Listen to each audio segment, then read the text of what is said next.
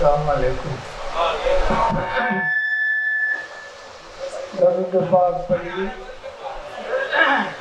આપણા પેજમો બધી educational welfare charitable trust દ્વારા જે કામો થાય છે દીનના સંદર્ભમાં અને એજ્યુકેશન તાલીમના શિક્ષણના સંદર્ભમાં એની જાણકારી બધા ભાઈઓએ આપી.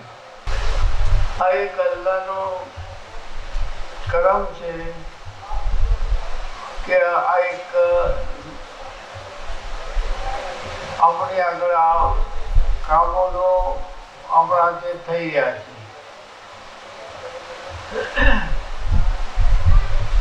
કેટલા મહત્વના કામો છે.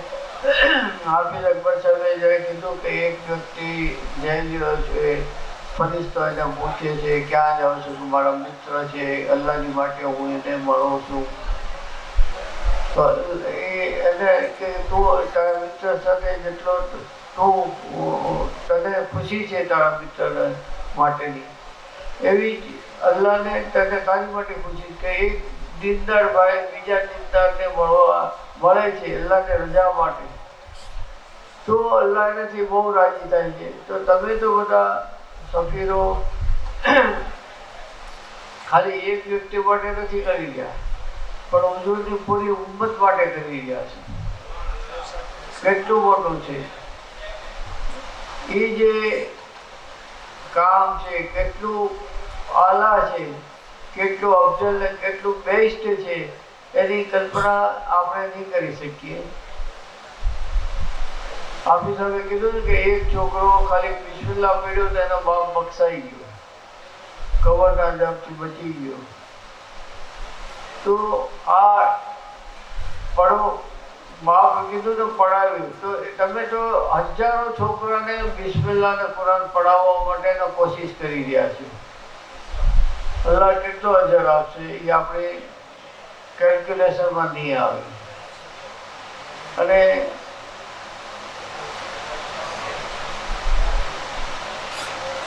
જેટલા છોકરા દીનની તાલીમો લઈ રહ્યા છે, હાફિઝ આલિમ કારી છોકરા છોકરી બની રહ્યા છે, આ શેતાનની સામે એક મોટું લશ્કર તમે ઊભા કરી રહ્યા છો શેતાનની સામે લડવા માટે.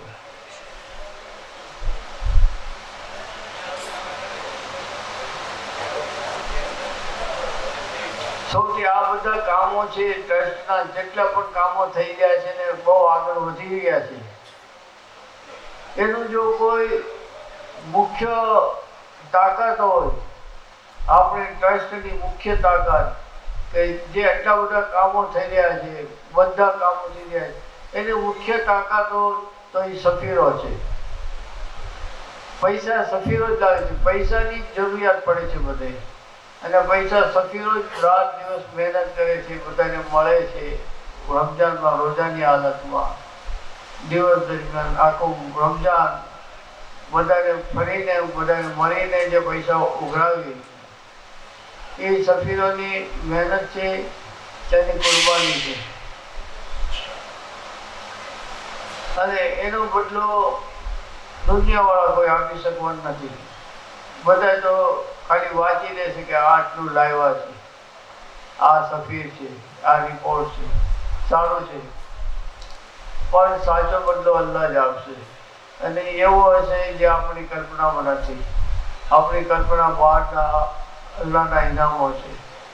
બસ અલ્લાહ એના વિભાગના પ્રફેલમાં દેનારની અને જે તમે દેવરાવો છો એ બધા એને એની બારગામમાં એ કબૂલ કરે બધાની ખિદમતો, અને એની સાની કરીમી પ્રમાણે એનો અજર આપે. આપણે હવે 50-60 લાખ રૂપિયા વધુ આવશે, વર્ષે ખર્ચવાના આવશે, પણ એ બધા આપણે બધા ભેગા મળીને થોડું થોડું જે દેનાર છે એને સમજાવશું કે ભાઈ